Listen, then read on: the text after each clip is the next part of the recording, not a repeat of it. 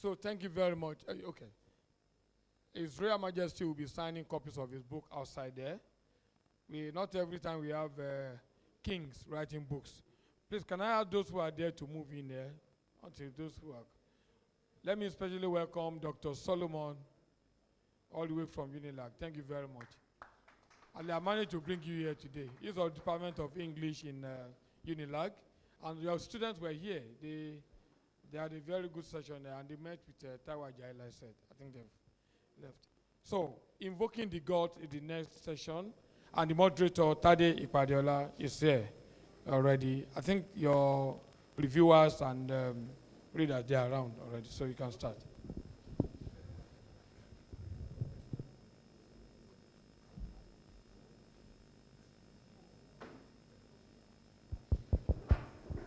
Okay.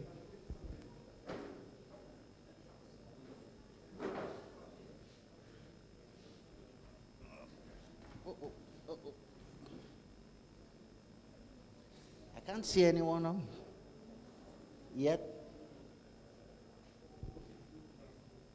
My reviewers, are they around? Is Socrates around? Those two guys. Aha.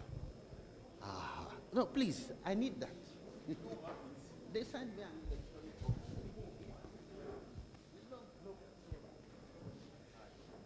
Socrates. And the one and only traveler of Ibadan. Ayodele Ibiemi. It's a pleasure to have these two renowned reviewers with me today. I've only read one out of the two books because I got very short notice. But both Socrates and Ayo are two readers I pay attention to. Whenever they say something about a book, it's usually pretty well considered. And so I must congratulate CORA for having a new generation of book reviewers who are actually, very sharp, close readers of texts. I said I only read one out of the two books because of the short notice I got. I read Foreign Gods Incorporated, Okendibe's book. I think Imminent River just came out recently, so I've not had an encounter with it yet. But okay? Ayo is reviewing. I would like very much to start with, let's proceed from the known to the unknown.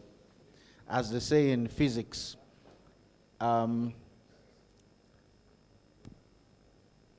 Socrates, Okendibe has touched on some very raw nerve in this book, because when I read it, the impression I got was that, what kind of people are we?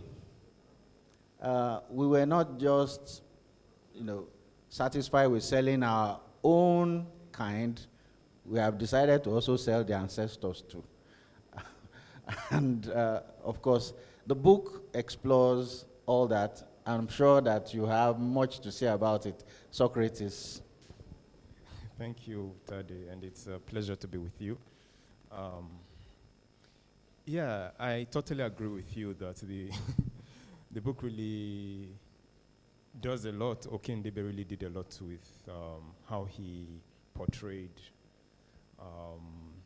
his character, Ike, selling this powerful god from the village to a white man who apparently can't even pronounce the name of the god, nor can he pronounce the name of the village. And it's basically in a huge desperation really to get money. And eventually you'll find that Ike himself doesn't get that money. He sells it at a very cheap price, and before he realizes it, it's too late. We know he's cheated. And when I read the ending of that, because the reason why I kept reading the book was I wanted to know, okay, how does this end? Do the ancestors at least give us some money at the end of the day? But you find that it is almost a circle. And in some sense, you realize that the power of Okendebe's book is that the God itself is a representation of some things that we do on this continent. Some of the agendas we sell, some of the ideologies we buy also.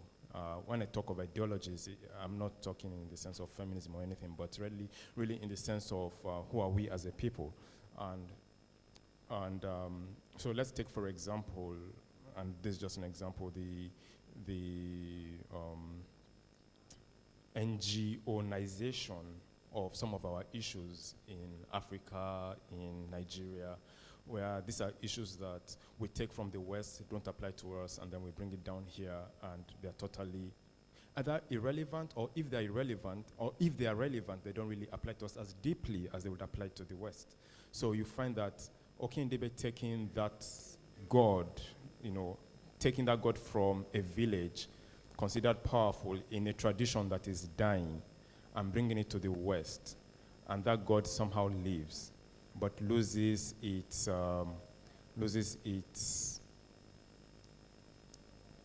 essence. Eventually, basically, Ike regrets some things, and it's as if he's losing his mind.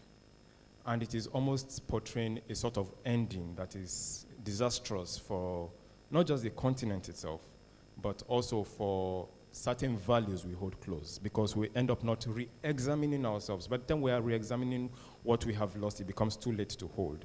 And you find Ike is being told, oh, your God was actually very fascinating. He has quite some character, but he's now in Japan. And for me, that was a huge blowback, but it was also a huge statement to the fact that it seems we are not yet fully looking back into ourselves and seeing what things we should hold and what things we should let go.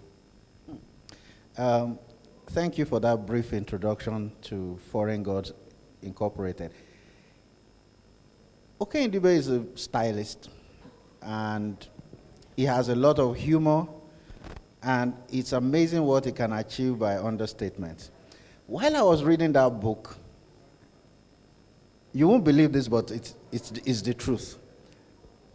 I was reading it with the life of one Egbon in my village playing in the background. This guy made his money, in quote, selling artifacts. I mean, what people worship. He's traveled to Vienna, he's been to Washington, he's been to Australia, doing this business from when he was very young, from when he was in his 20s. And today, the Egbon is in his 60s now, and he's still doing the same thing. So, the impression I got after some point is that I think this man is conning white people. But you see, as I am thinking that, I'm also thinking, but these people have radiocarbon dating, so they can, date some of this. Anyway, I'm coming back to you because, like you said, Okindebe is actually using symbols to show us about ourselves and what we have in our lives as a people. Now, Ayo, you are the one that has read the book very few of us have read. Oh, okay. Imminent River. Imminent River. So it was longlisted for the NLNG prize. Longlisted. Yeah, longlisted. It made a long list. And that's when I saw the book and I was curious. So to pick up from where Socrates stopped, this book also deals with God, and there's this thing Socrates said, the last statement he made about thinking about what to keep and what not to keep. So this book is about a lady who has healing powers, and it talks about her family story up to her great-grandchildren and how she was kidnapped by some invaders, and then they lost the document where she documented the healing formula, the formula for the life elixir that will make people live forever. So the book basically details the search for it from one generation to the other. And I've seen people compare this book to Alex Haley's Roots, the saga of an American family, which I think is a stretch anyway, because it's like Eli is a big book. I remember when I was reading Eli, I used to carry it to church and pretend like I was reading the Bible. So now imagine putting the whole of Eli into this. That was exactly what this author did. And also, I think it's important that I mention too, there's a part where I'm trying to actually review as like panel review, but I think the author put too many things together in the book. There's a story of Said, a Fulani, someone from this northern part of Nigeria, coming to the healing home and pretending like his brother is sick, whereas the plan was to capture the people there, the people in the south, in that particular village. And eventually it took over their house, turned their house to a slave camp, and this was during the transatlantic slave trade. So the reason why, one of the major reasons why I think this book is very important is because it talks about the transatlantic slave trade. That's not something that we see in Nigerian fiction prominently, and which I think is very important. I think is very, very important for us to talk about, because if you look at it, okay, so my favorite story about the transatlantic slave trade, why I think is important is like this, one of the popular Christian hymns that we sing, The Amazing Grace. So it's like a song of redemption. It was actually written by a repentant slave trader who operated along the Calabar coast. So when people sing that song, Was he really repentant, or he lost his family? Well, he became repentant After he lost his family. After he lost his family. Maybe these gods are real. So okay, continue. Okay, so the river is used as a metaphor in this book, and so the Elah's husband becomes a river, and then the son traces the river, and eventually the search becomes futile. And also another thing that the author does is to try to make it very historical. So you see names like Louis Armstrong, Maya Angelou, you see Wole Soyinka, but there's also a conflation of history in an attempt to pack too much into it. So the story proceeds from the 18th century up to 1934 on a day where it talks about, the Soyinka was given birth to on that day. And as much as I have a few issues with it, which I'm hoping to extend in a written piece soon, I think it's a really important book, basically because it talks about the relationship between the northern part of what we know as Nigeria now, and the southern part. It had always been, like, according to this book, it had always been, which is something I'm willing to do some research on. It had always been like that. It had always been a cat and mouse relationship. And also the transatlantic slave trade, which is important. So it's a book that spans different places, and there were too many characters also. But they add a lot of color to the story too. It's an important one. I'm coming back to you. You did mention something about cat and mouse. There was this famous or infamous Emma of a particular town up north when the white people came, and they said, it's a new dispensation, there's a new sheriff in town, you have to stop slave raids. And the man looked at the white man and said, I'm a cat. I cannot stop mousing. This was documented widely at the time. I'm coming back to you because imagination is what sets this kind of puts this kind of thing together, and makes us value it and makes us to interrogate ourselves. But Socrates, in the meantime, all of us are living in this time in which there's this concerted effort to retrieve some of these gods, some of these emanations from our consciousness in this part of the world, now resident, whether willingly or unwillingly, in various capitals of the world, using scholarship, using sometimes legal means.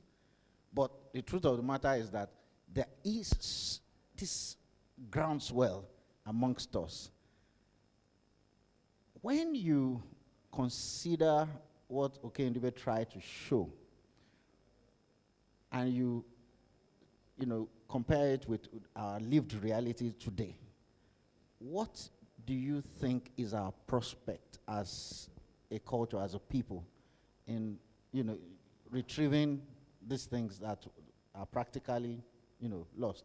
By the way, I don't want to preempt your answer, but are you aware that there's a law in Britain that says that once, okay, let me say, there's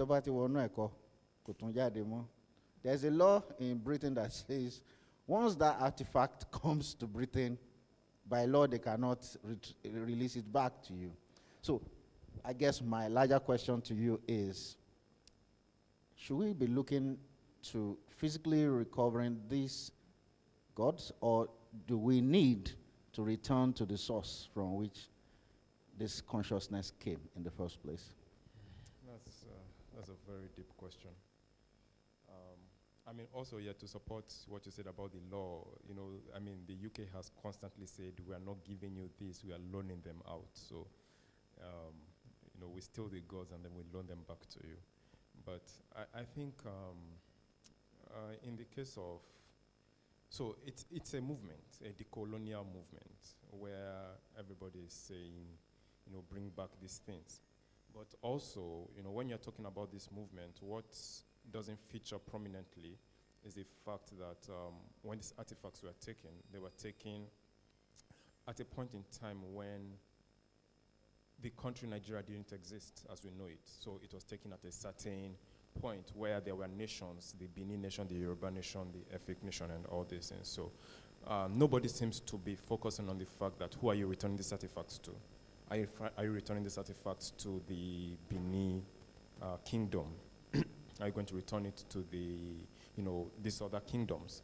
But because of the fact that we have to deal with a certain legal framework, which mostly has to do with nations and governments and all these things, so it is the government negotiating all these things. But I think what I also find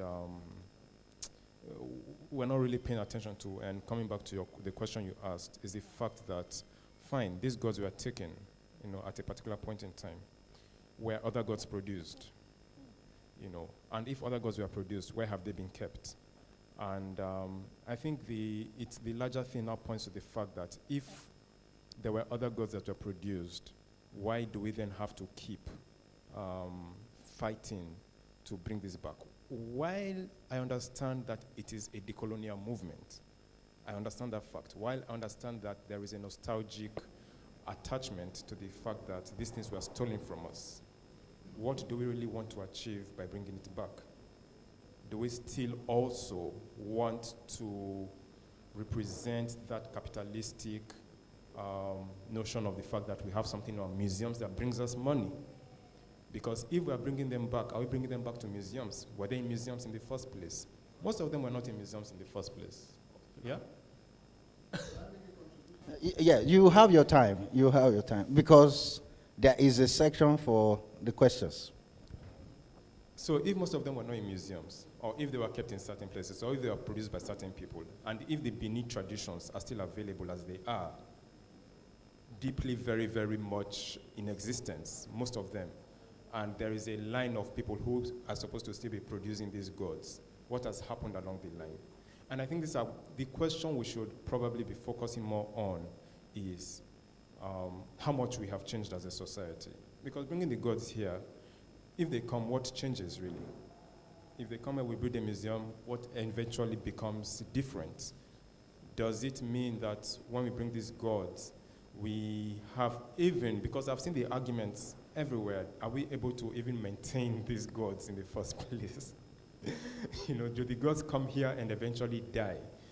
And I think these are the major questions we should ask ourselves, because I think most times we enter into certain movements without asking very important questions of what becomes the end purpose and the end goal of why we want what we want. So if we want these gods back so as to prove a certain statement or a certain notion that, yes, what was stolen to us has been given to us back and has made you people money, what are the preparations we're making as a government and even the people that owned them originally? Now, to come to the issue of the fact that there's this law that says should they, the UK law.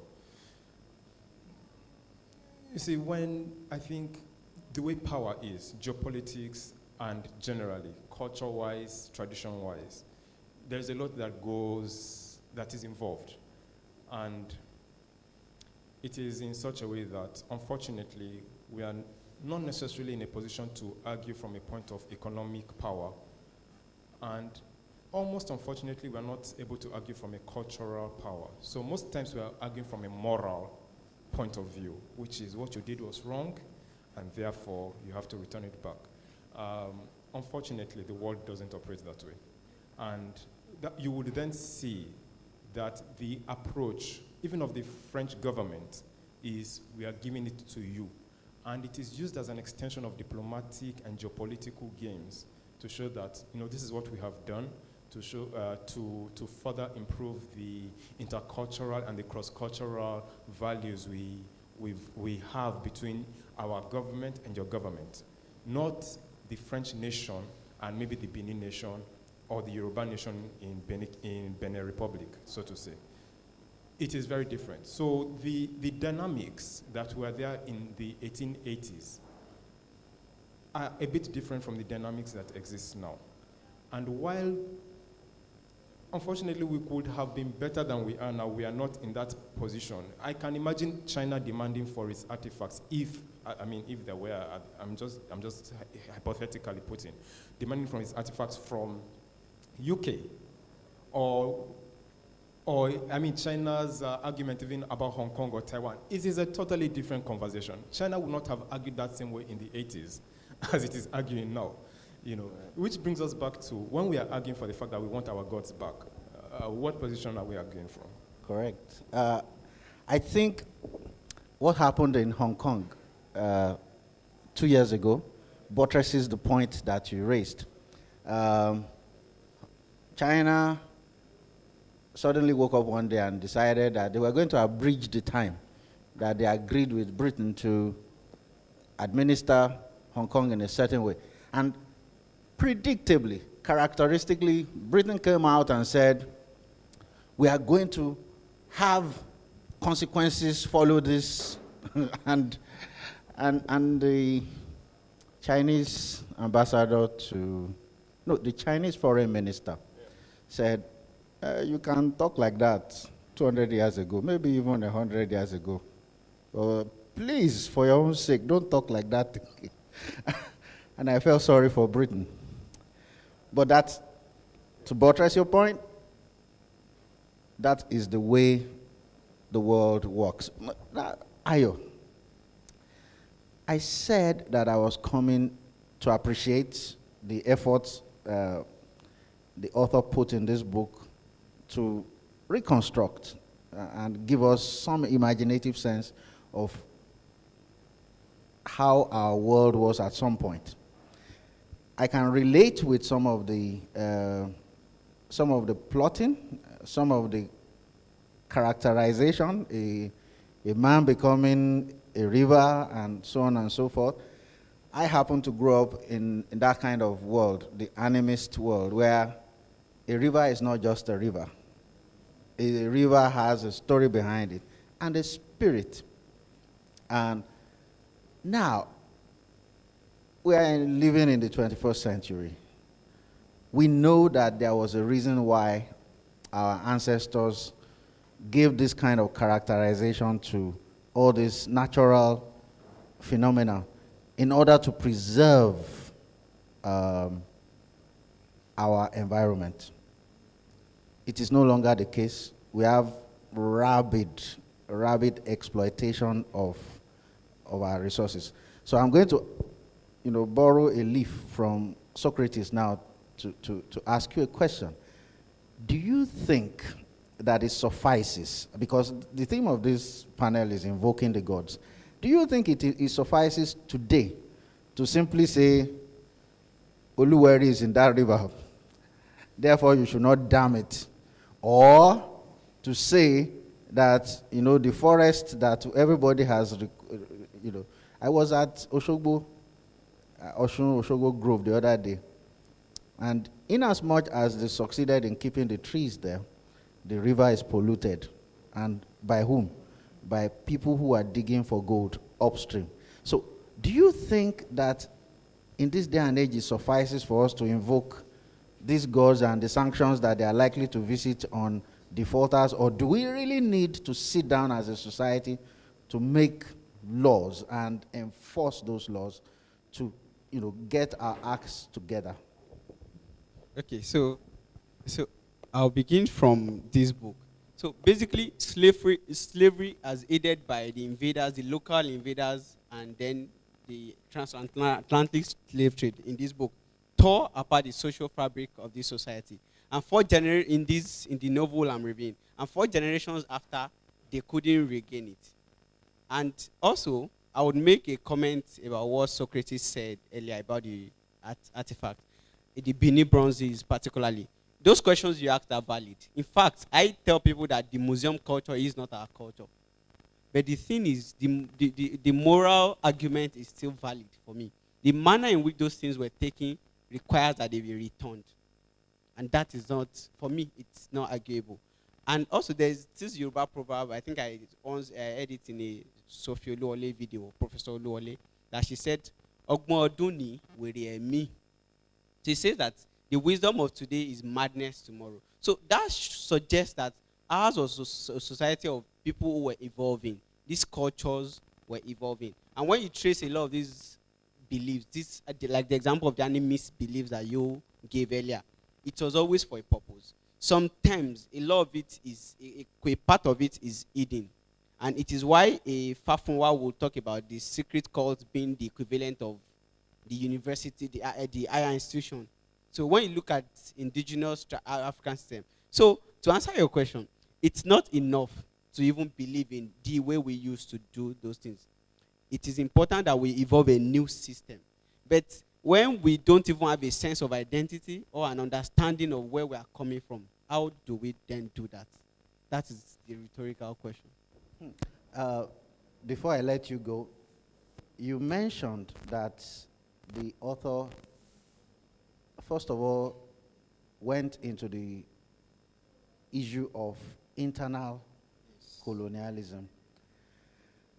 I'm talking now as somebody who has lived in the forest region all my life. I went to my village the other day.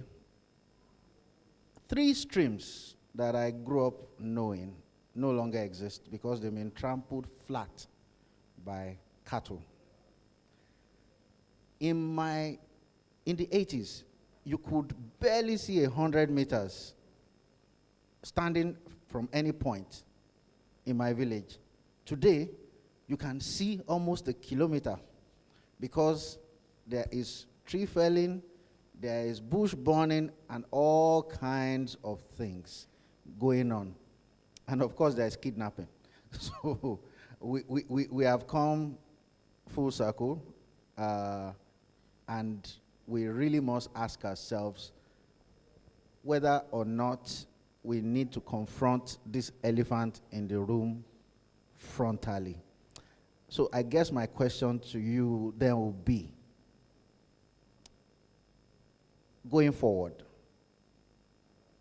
and if we are to invoke the gods in the modern way in which you propose, and I don't think Festac is the way to go, because to me that was one big carnival that ended as a carnival, maybe left remnant as an estate somewhere. But what do you think we need to do technology-wise? What do you think we need to do knowledge structures-wise to, raise the consciousness about our inner life as a people going forward? Okay, so from my little understanding of, this question you asked is something I've thought about for a while. From my little understanding, it requires a very holistic answer. The answer is economic, it's in the education, it's in culture, because while I was considering the answer to this personally, and I felt like, if we can have a proper, I'm passionate about indigenous education, and I'm always trying to think about how we can do, how people must know more about their culture. And I'm always asking myself, How were they educating people before colonialism? But I even realized that if we were to even evolve a new system without a strong economy, it's not doable. So, like you said, Festac was a carnival, and it must have been fun. I wasn't born. It must have been fun.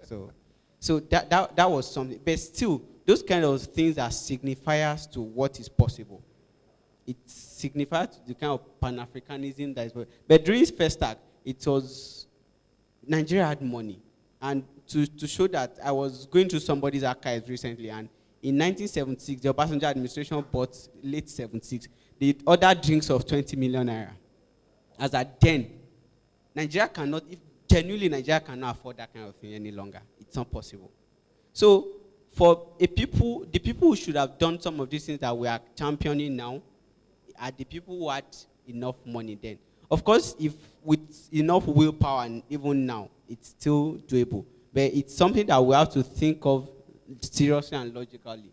We have to first decide that we want to overhaul our education system. And then gradually we begin to evolve a new economic system, and even if you look at it, the quality of our public debates have reduced. When I go through old newspapers and I see people spending, I think we had a conversation recently, and I told you that I was shocked when I went through these newspapers and I saw for years, after the Udoji Commission, you had people talking about Udoji, and there were perspectives from, and so, but now what are the things that we talk about? We talk about grazing rules, we talk about Twitter ban and all of this. These things are important also, but they are not fundamental. So we need to build a country of people who are literate first, and then we begin to do these things where we have to also be decisive and know that we cannot just unpick one section and think, oh, it will happen in one day. Thank you for that really interesting answer. I know that our people say, "Tabarada, amon beshebo," and I think that's what CORA did by asking me to moderate this panel. It says that if we do not see the big bat, then we can take, for sacrifice, then we can take the small bat. I have no doubt in my mind that the best person to have sat here today is Harry Garuba. And the reason why I say so is because he wrote this monograph called Animist Materialism. And that is the point from which I think everybody should read. Please don't go to your graves without reading Harry Garuba's Animist Materialism.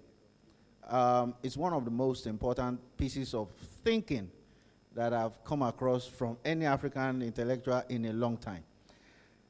It makes me want to ask you this question that Harry raised in that monograph.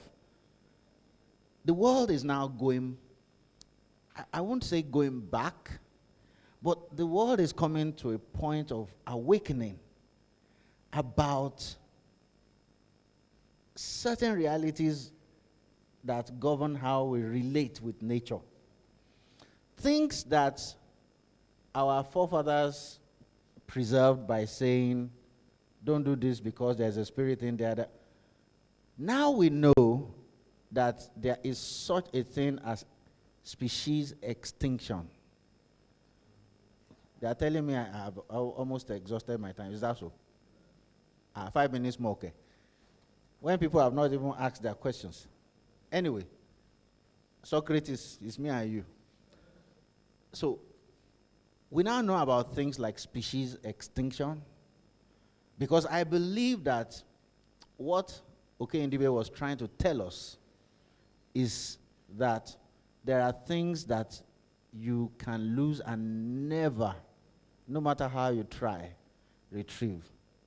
We know that we have actually encountered situations in which gene pools that were very useful to our people surviving in this very hostile terrain have entirely disappeared.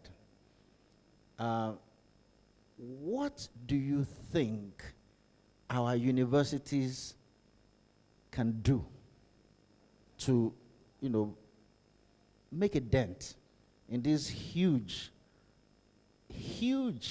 lacuna of knowledge? I don't know whether even to frame it as a lacuna or a problema, but it might be both. But I think that a very, enlightened person like you must be able to tell us the way to go, knowing what you know and seeing what you have seen of our lives as a community. What do you think higher learning can teach us about going forward? You have your own. Yeah. Don't talk like a lady. Talk like a lady. Yeah, I am thinking because the universities, tertiary educations really play a very important role. Unfortunately, they can't play that role alone. And it is, when Ayo was talking, I remembered Professor, if I'm not wrong, Babs Fafunwa, who did an experiment where he taught Yoruba, he taught a particular class in Yoruba, yes, taught another class in English, and they did the same syllabus, everything the same. And those, Ife, yes, and those who were taught in Yoruba performed far better than those who were taught in English. And this was supposed to be the basis for the national language policy, which unfortunately is not being followed. But the essence was that at the end of the day, that experiment should mean that if you are in Isoko, you should be taught in Isoko language from primary 1 until primary 6. We have missed that. Languages are dying to start with. Now, using that as a point of reference, coming back to what you asked, I think the role of the universities most times is also that unfortunately, we see universities as a means to an end, in the sense that if you're going to learn, you're going to be a lawyer, you're going to be a doctor. I studied linguistics. I'm not practicing anything in linguistics. But the knowledge I gained is highly invaluable, because also I've come to realize what it means in regards to the society and to the environment, and how important languages are. But that is not what people are thinking about when they're going to study linguistics. So if the universities themselves cannot channel themselves to, or are not in that position in which they are seen to play a significant role in society to start with, because you start hearing statements like, going to university is not compulsory, you can still survive without university. You can succeed without a degree. And of course, there is that very much peddled rumor that Shinka graduated with the 3rd class and he's a professor. So therefore, you can also do the equivalent of it or not. Basically, the point is that university education has so much been ridiculed, so to say, and has been seen as a rite of passage, instead of it being seen as a passage through which the person's mind is being evolved and is also going to evolve the society in the larger scheme of things. So when we come to the fact that we have these problems in the Nigerian society, or these issues that you're raising up, and the university itself cannot play the role of even challenging itself to start with, outside of the politics that goes on in university administrations and all that.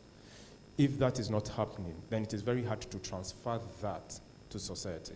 Because the important role of universities, from the 80s, the 90s, student unions, let me just use that as an example. Student unions have played such an important role all across the continent in pushing forth democracy, in pushing forth various political struggles, and so many other things. The leftist organizations were very much on campuses. Now, if you can take that same approach and bring it down to universities, probably don't make it educational in that sense of it, and probably make it capitalistic, because at the end of the day, somehow we have a little bit of capitalism in us. But without that, it becomes very difficult to appeal to a set of younger generation especially in this age, which feels that it can Google various things and consider itself to have done research. It is very difficult. You have to show the importance of that value in the long run.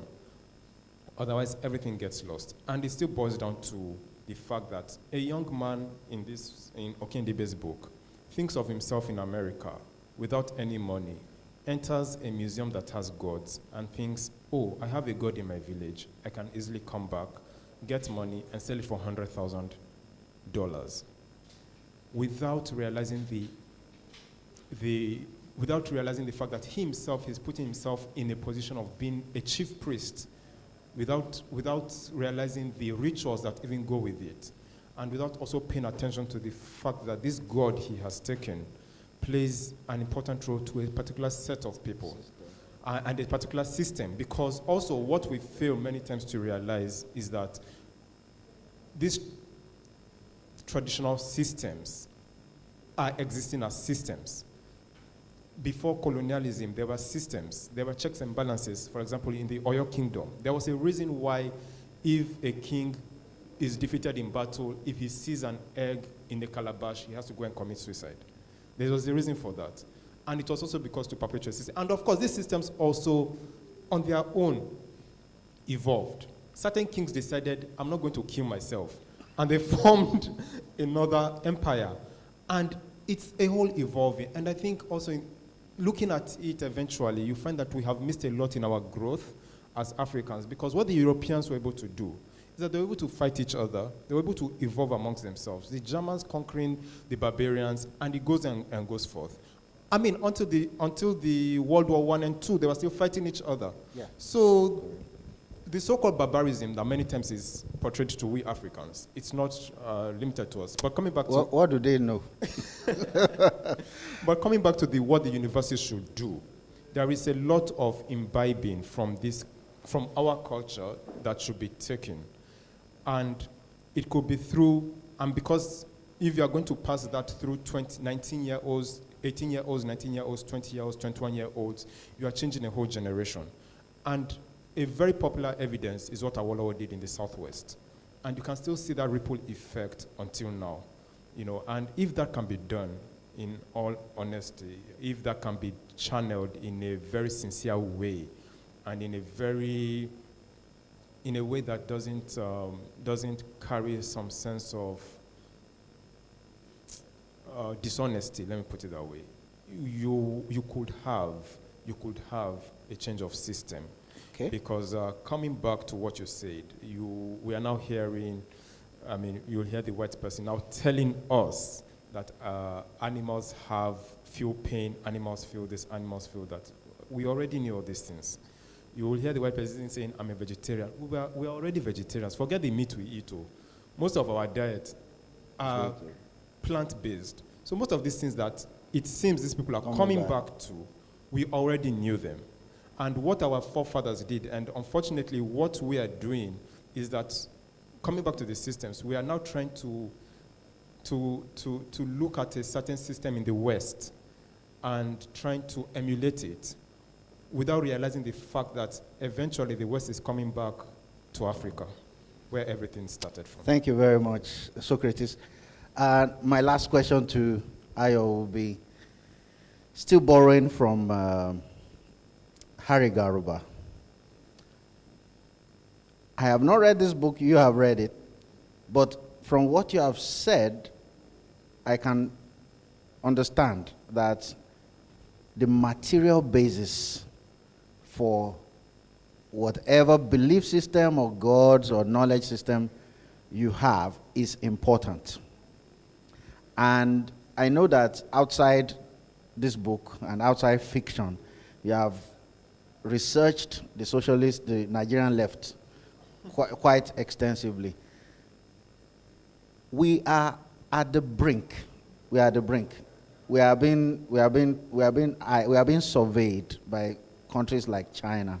You have only 2 minutes. What do you think the young people should know about the material environment in which they exist going forward? Okay. 20 seconds from my time because I consider it important. We're talking about the university. Prince Shillong was there 3 days ago, and he told us that Professor Bamtali Omole of OAU removed Benewo Wuz Anyawo, a doorpost by Lamidi Fakeye, and I think Anakiola last year painting from the Vice Chancellor's Lodge because he said they are fetish. A professor of international relations. So the salvation might not be in the university system with people who lead. Okay, so however, back to the question you asked me. I think every young person should have a keen sense of history. That's the first thing I tell people. Have a keen sense of history, know where you are coming from, and be able so that, and arm yourself with so much knowledge that it's something that everyone should do. So that whatever happens, you know that you have an understanding of what to do, an understanding of how. Because knowledge is not just something that, it's not something that, it's something that you will always need it. Whatever you do, you need knowledge. And also, I tell people that Nigeria is at the point where everyone should just make personal decisions now. Everyone trying to do good, trying to just do a few, live a fairly good life, a fairly decent life now for young people, for people in my generation. You are swimming against the tide. So just keep swimming and don't look at the environment. Just keep doing what you are doing. That's my advice. Thank you. Questions from the audience? Only 2 questions. Okay. Dr. Solomon? I'm sorry, but you had it for our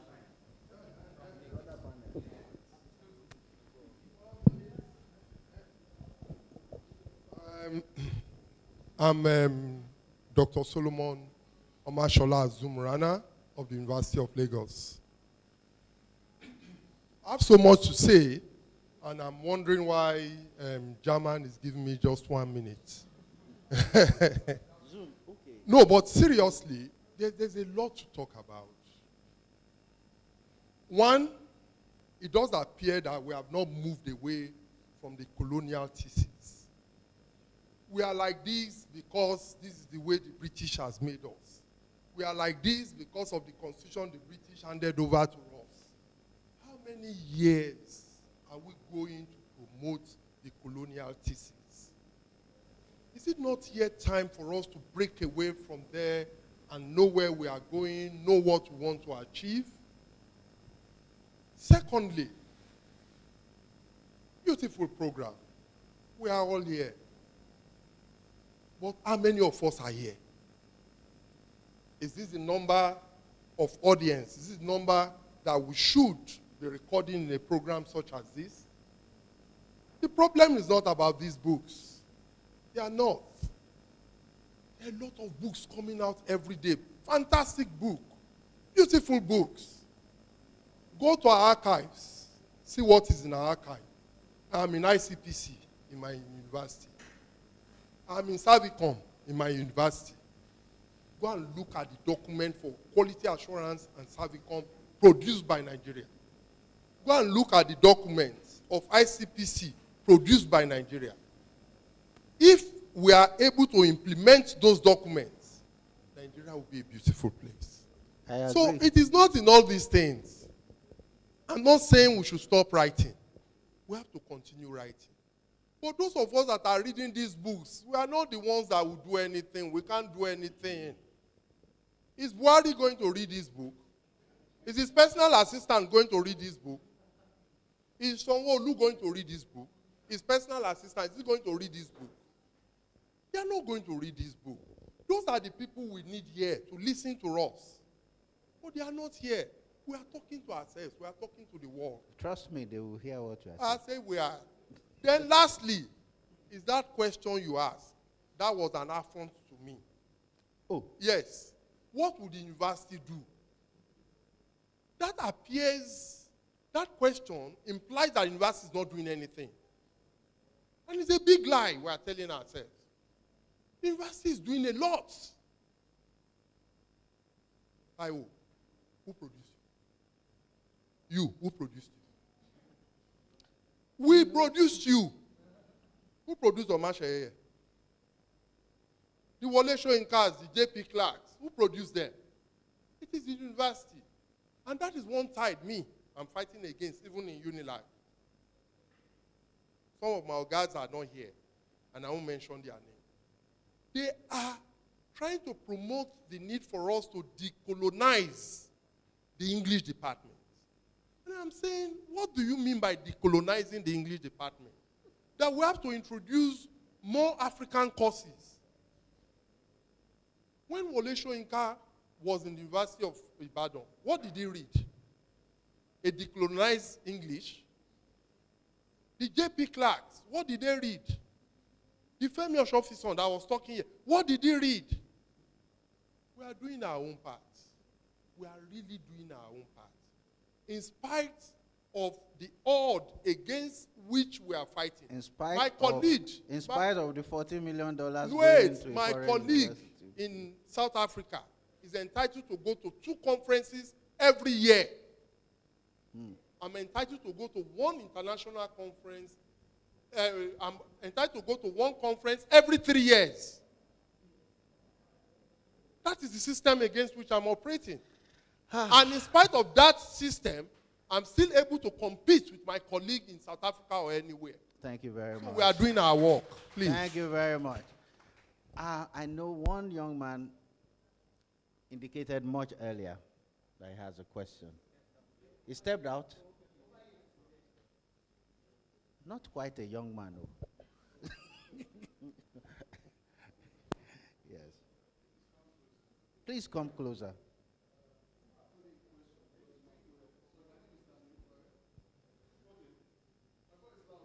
No.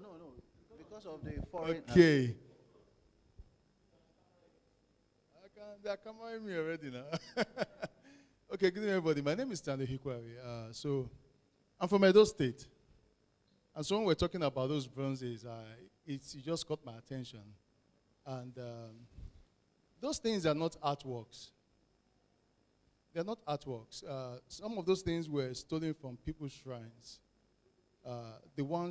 Many of them were stolen from the shrines of the inhabitants of the Benin Kingdom as of 1897, right? The bulk of them were taken, they were looted from the Oba's palace. Let's not forget that was a punitive expedition. It was not even granted.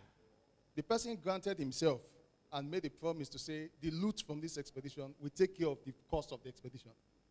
In trying to please Her Royal Majesty the Queen, not to think about his terrible action as being too terrible. But it was a punitive expedition. And if you know the way Benin is, people have shrines dedicated to their ancestors, not just the gods.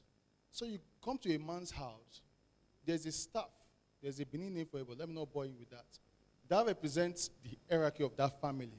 So each family has that staff. So you steal everything plus the ones that the ancestors did more than, the Benin Kingdom, as far back as the 15th century, even before the 15th century, 14th. Yes.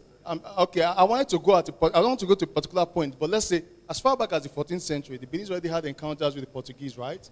And the Beninese had ambassadors in Portugal and vice versa, and they were relating as equals, different from what the British came to do.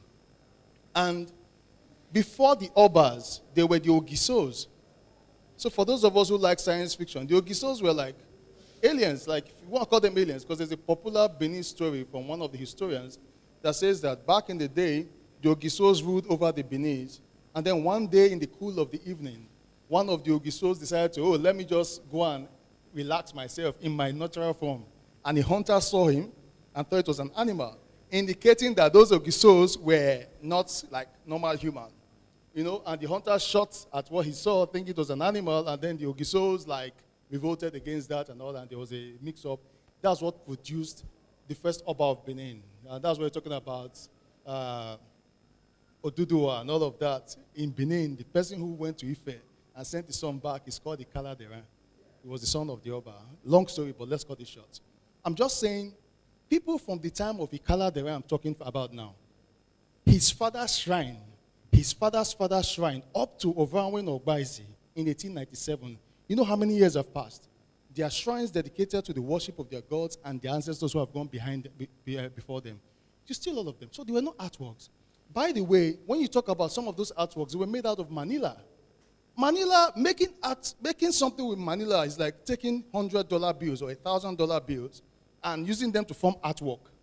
That's it. The Beninese did not see those as money. They melted them to make those things at the instruction of the Oba.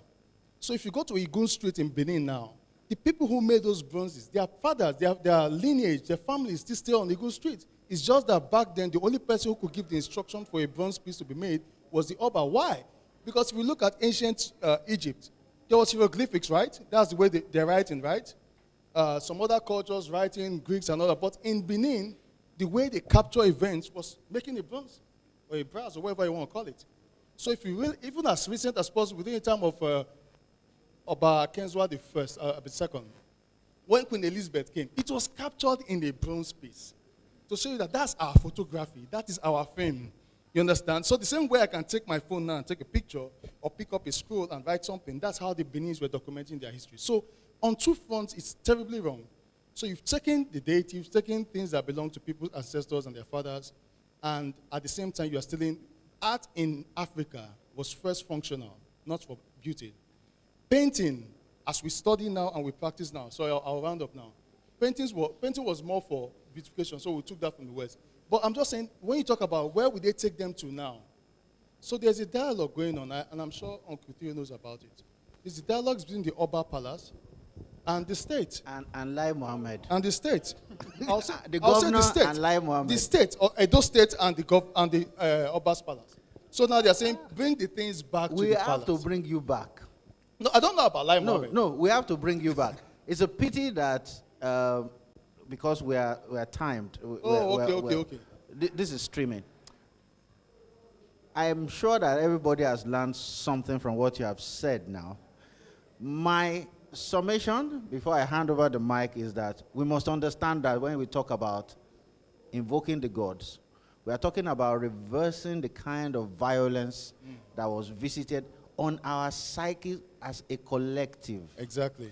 Therefore, I'm again pleading the indulgence of the dons at the various universities. You have done a lot, you have produced us, but you have much more to do. Thank you very much. Okay, thank you, sir.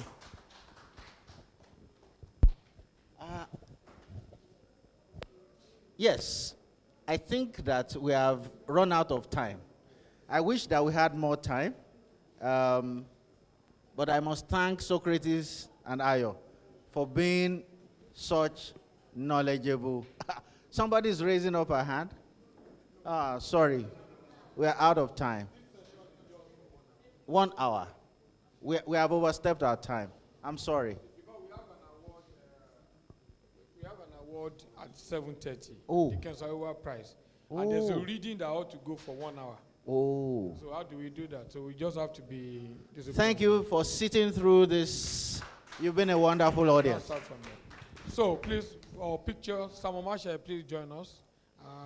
Ife, since you have shown Sage, those of you who have not been here, join us. Dagatola, Uncle K, our chairman is there. Dr. Solomon, thank you for your students were here today. Doctor, I said your students were here. Your last board member, Miguel, is a prisoner. I'm not surprised. Please, it's something we want to do under 2 minutes. Okay. Thank you very much, because we want to go into the reading, and it will just be 45. I've been begging Dagatola 45 minutes just to do the reading, because the award thing has to happen, even if it's the announcement that we're making. But thank you very much, the panel, and the chair. Thank you very much, the moderator. Thank you. Yes. Okay. I think we're now, Dagatola, please. Let me announce again the Kensawa Prize for the best review will be coming up at 7. If we are late, it will be 7:30. And because we are expecting some guests from NLNG.